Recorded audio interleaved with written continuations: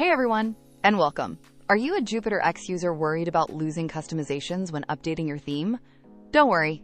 In this video, I'll show you how to install and activate a JupyterX child theme so updates won't touch your work.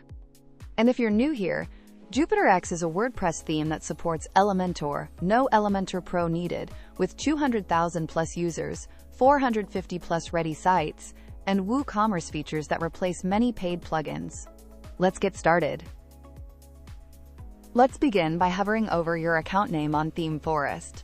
This will reveal a drop-down menu with several options. From the drop-down menu, I'll select Downloads. This will take us to the page where we can access all of our purchased themes and files. This page displays all the items you've downloaded from ThemeForest.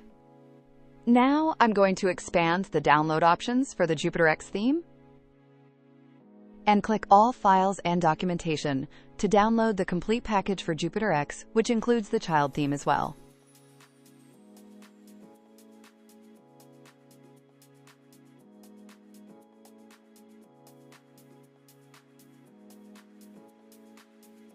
Now I'll open the Jupyter main package folder.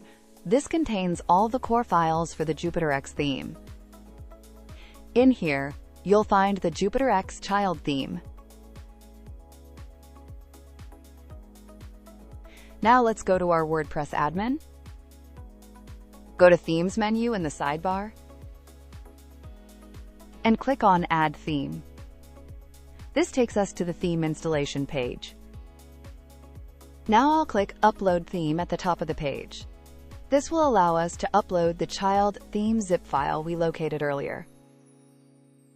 Choose File, Jupyter Main Package, JupyterX, and JupyterX child.zip file. Okay, let's open the file and install it.